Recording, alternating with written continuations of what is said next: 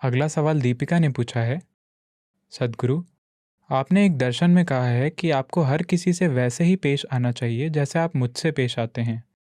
सद्गुरु, आप करुणावतार हैं, लेकिन मेरे घर में एक अमानवीय दुष्ट प्राणी है। उसमें आपको देखना मुश्किल हो जाता है। इस परिस्थिति में मैं उससे कैसे निपटूं?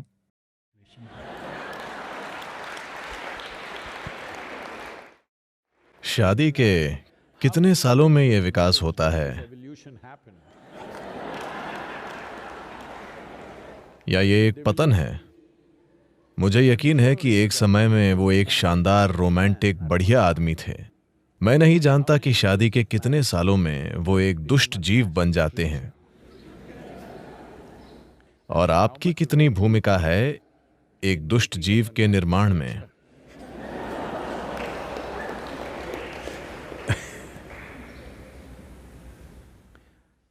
देखिए, खासकर अगर वो एक दुष्ट जीव हैं, अगर ऐसा है तो ये आपका नजरिया है। लेकिन खासकर अगर कोई व्यक्ति एक दुष्ट जीव है आपके घर में या आपके ऑफिस में या आप जहां भी हैं, आपका किसी चीज को एक खास तरीके से देखना उनके बारे में नहीं है, यह आपके बारे में है। क्या आप अपनी आंखों को, अपने मन को, अपने दिल को, अपने शरीर को सुखद रखना चाहती हैं या दुखद? आप इस बारे में अपना मन बना लीजिए।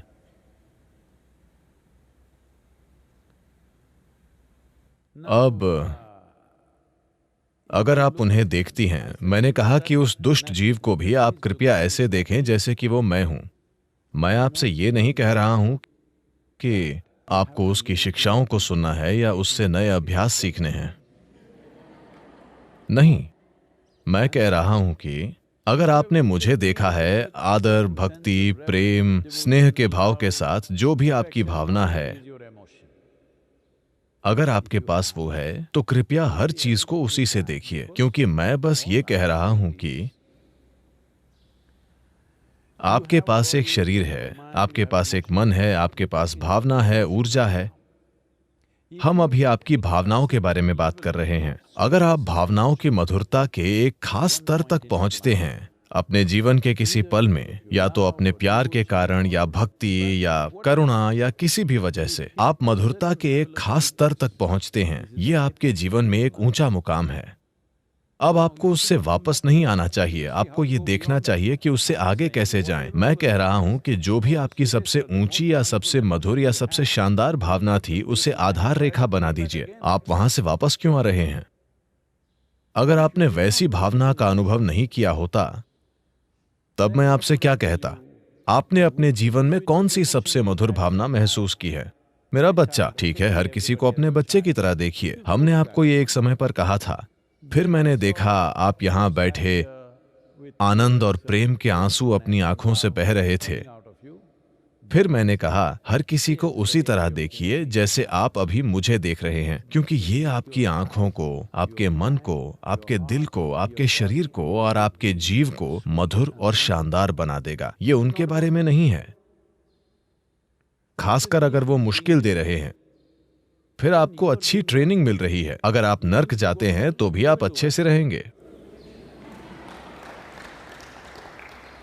हाँ, क्योंकि किसी ने आपको गारंटी नहीं दी है। क्या मैंने आपसे कभी कहा है कि मैं आपको स्वर्ग का टिकट दिला दूंगा? मैं आपको लगातार धमकाता रहा हूं कि चीजें यही होंगी।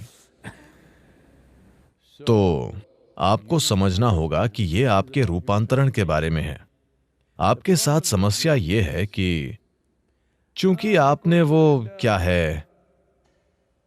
है, वैसे भी मैं कोई नाम नहीं लेना चाहता। आपने वो सारी रोमांटिक किताबें पढ़ी जब आप एक टीनेजर थे और फिर आपने हर तरह की चीजों की कल्पनाएं कर लीं। सबसे पहले तो आप खुद के साथ ईमानदार नहीं हैं। आपके हार्मोन असर दिखा रहे हैं। अचानक आप किसी को देखते हैं, वाह, मुझे यकीन नहीं होता वो इतनी सुंदर है, वो कितनी जबरदस्त है, वो कितना हैंडसम है, वो कितना अच्छा है, हर चीज जो वो करता है। आप खुद को बकवास से भर रहे हैं।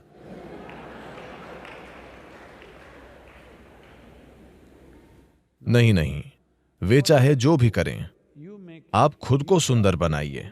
अब अगर वे दुष्टता भरी चीजें कर रहे हैं, आप फिर भी शानदार हैं। ये बात अलग है, आप जानते हैं कि वे दुष्टता भरी चीजें कर रहे हैं और आप तब भी शानदार हैं। ये असाधारण है। वे दुष्टता भरी चीजें कर रहे हैं लेकिन आप सोचते हैं कि वे सुंदर चीजें कर रहे हैं। ये मूर्खतापूर्ण बकवास है। मैं आपको बताता हूं, कोई व्यक्ति जो भारतीय सेना में काम करता था, उसने मुझे ये बात बताई क्योंकि हम उसी तरह की परिस्थिति में थे कहीं और। तो उस समय वो ये बात बता रहे थे। वे पूर्वोत्तर इलाकों में ड्यूटी पर थे जहां हाथियों की काफी आबादी है। तो वो एक बटालियन के लीडर हैं। वो मेरे ख्याल से 18-20 लोगों के समूह का नेतृत्व कर रहे हैं। वे जंगल से होकर जा रहे हैं और उन्होंने एक बहुत बड़े हाथी को देखा। हर कोई पीछे हट गया। उन सभी के पास हथियार हैं, ठीक है, शक्तिशाली हथियार। ये घुसपैठ रोकने वाला दल है। इसका मतलब वे पूरी तरह से हथियारों से लैस हैं। वो हाथी को 100 मीटर, 200 मीटर की दूरी से मार गिरा सकते हैं, वो जहां से भी चाहें। लेकिन वे सब पीछे हट गए क्योंकि वे वहां उस मकसद से नहीं हैं। लेकिन वो मुझे ये इसीलिए बता रहा था क्योंकि इस तरह की एक परिस्थिति एक दक्षिण भारतीय व्यक्ति के साथ हुई। तो अचानक उस ग्रुप में एक तमिल आदमी था जो सार्जेंट यानी एक हवलदार था। उसने अपने हथियार नीचे रख दिए और कहा, गणपति आ गए हैं, गणेश गणेश। और वो एक मंत्र का पाठ करने लगा। वो किसी गणपति मंत्र को जानता था। वो जाप करने लगा। वो सामने दौड़कर हाथी के पास चला गया, बस 50 फुट दूर, और घुटनों के बल बैठ गया और जोर जोर से मंत्र का पाठ करने लगा। हाथी ने उसे देखा। ये कौन बेवकूफ है जो उसे हर तरह के नामों से पुकार रहा है जो उसे अच्छे नहीं लगते। और ये लोग देख रहे हैं किस तरह का चमत्कार हो रहा है। हाथी बस वहां खड़ा है और ये आदमी अपने घुटनों के बल बैठा मंत्र का पाठ कर रहा है। हाथी बहुत तेजी से आगे बढ़ा और 2 सेकंड के भीतर या शायद 5 सेकंड में वो उस आदमी के ऊपर था। उसने उसे कुचल दिया, पीछे घुमा और चला गया।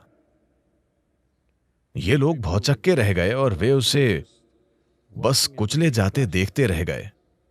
फिर कुछ लोगों ने हथियार निकाल लिए। जिस आदमी को मैं जानता था, जो इस टोली का इंचार्ज था, उसने उनको शांत किया क्योंकि वो पहले ही मर चुका था। एक पल में वो आदमी मर गया था।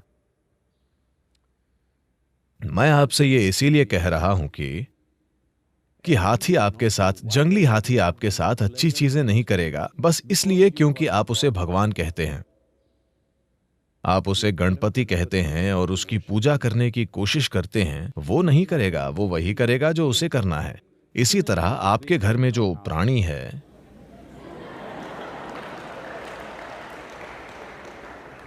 वो वही करेगा जो उसे करना है, जो भी उसका गुण है। मैं सिर्फ आपके बारे में बात कर रहा हूं। आप हमेशा जीवन को एक रिश्ते के रूप में सोचते रहे हैं। नहीं नहीं, मैं चाहता हूं कि आप समझें, आपके पैदा होने से पहले या जब आप पैदा हो रहे थे तब भी आपका अपनी मां के साथ भी कोई रिश्ता नहीं था। यह बहुत अलोकप्रिय होने वाली है, ये लोग मेरी आलोचना करेंगे, लेकिन कृपया इसे देखिए। आपका कोई रिश्ता नहीं है, हमारा बस एक अस्तित्व है। रिश्ता आपकी जरूरतों की वजह से बना। आपने उन्हें भोजन के रूप में देखा, आप उनके पास गए। आपने उन्हें अपने जीवित रहने के आधार के रूप में देखा, आपने उसे जल्दी से पहचान लिया। जिस पल बच्चा पैदा होता है, उसे किसी दूसरे पुरुष या किसी और महिला को सौंप दें और उन्हें बच्चे की सभी जरूरतों का ध्यान रखने दें, बच्चा तुरंत उनके पास चला जाएगा। ये पूरी सोच कि आपको लगता है कि वो आपके पास आ रहा है क्योंकि आप मां हैं और आपने उसे पैदा किया है, नहीं, सिर्फ जरूरतों के कारण। वरना केवल अस्तित्व है। यह अस्तित्व या तो सचेतन हो सकता है और एक अद्भुत उपस्थिति में रह सकता है और इसके लिए उपलब्ध हो सकता है, या बस सर्कस करता रह सकता है। शुरू में आपकी मां सब कुछ थी, वो सबसे अद्भुत प्राणी थी, और फिर आप बड़ी हो गईं, आप एक किशोर बनी और आपने एक लड़के को देखा, वो सबसे शानदार आदमी था पूरी दुनिया में। जब आपकी माँ बीच में आई, अचानक आपको उनसे नफरत होने लगी। हेलो? जब वो आदमी आया, वो सबसे सुंदर था, फिर वो एक दुष्ट प्राणी बन गया, या आपने ऐसा सोचा। अब आप सोचती हैं कि वो सबसे बुरा इंसान है। ये चलता रहता है। मैं चाहता हूं कि आप समझें कि सुंदरता और बुराई दोनों आप बना रहे हैं। मैं आपसे ये बनाने के लिए, मैं आपसे ये सोचने के लिए नहीं कह रहा हूं कि ये व्यक्ति जो कुछ भी कर रहा है वो शानदार है। ये जीवित होने का एक मूर्खतापूर्ण तरीका है। ये सिर्फ इतना है कि अगर आप सब कुछ देखते हैं तो आपके पास जो भी चरम अनुभव है उसे आधार बनाएं। This is growth. यही विकास है। आपने सांप और सीढ़ी का खेल खेला है? Swing, swing. आपने वो खेल खेला है, सांप और सीढ़ी का खेल? जब आप इस खेल को खेलते हैं तो आपका इरादा एक बार सीढ़ी चढ़ने के बाद वापस आने का नहीं होता। आप एक सांप को नहीं छूना चाहते हैं, आप एक और सीढ़ी खोजना चाहते हैं, एक और सीढ़ी ऊपर जाना। ये जीवन की एक सहज अभिव्यक्ति है। तो एक बार जब आप अपने भीतर मिठास का एक निश्चित स्तर जान लेते हैं तो इसे नीचे मत लाइए। यही आधार होना चाहिए। अगला स्तर बेहतर और बेहतर होना चाहिए। इसीलिए जब मैंने कहा अभी आप यहां पर परमानंद के आंसुओं और मेरे साथ ऐसे प्यार से बैठे हैं, Then I said, let this be the basis. फिर मैंने कहा ये आधार होना चाहिए, इससे नीचे मत जाइए। हर चीज को इस रूप में देखें, कम से कम इतना तो होने दें। अगर ये लगातार हो रहा है, बार बार हो रहा है, तो निश्चित रूप से आप एक और सीढ़ी ले लेंगे। बस थोड़ा सा समय लगेगा। नीचे मत आइए, मैंने बस यही कहा है। और कृपया उसका एक बुरे प्राणी के रूप में वर्णन न करें। बेचारा आदमी।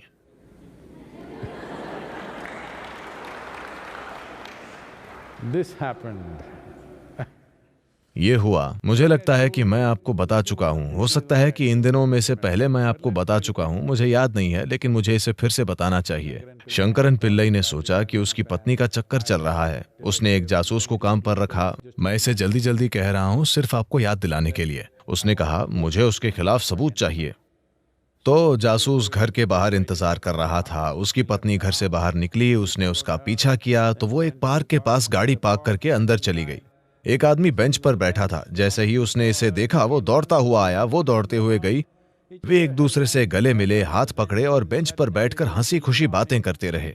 उसने पूरा वीडियो लिया और कुछ ही घंटों में वो शंकरन पिल्लई के कार्यालय में आया और कहा, मुझे वो सबूत मिल गए हैं जो आप चाहते थे। सिर्फ एक दिन में मैंने अपना काम किया, मेरे पास इसका सबूत है, ये वीडियो देखिए। शंकरन पिल्लई ने वीडियो देखना शुरू किया और कहा, नहीं, मैं इस पर विश्वास नहीं कर सकता। नहीं नहीं, ये नहीं हो सकता, ये इस पर विश्वास नहीं कर सकता। जासूस बोला, आप किस पर विश्वास नहीं कर सकते? ये एक वीडियो है, ये बनाया हुआ नहीं है, ये वही वीडियो है जिसे मैंने अभी लिया है। उसने कहा, बात वो नहीं है मूर्ख, मैं विश्वास नहीं कर सकता कि वो इतनी मजेदार है।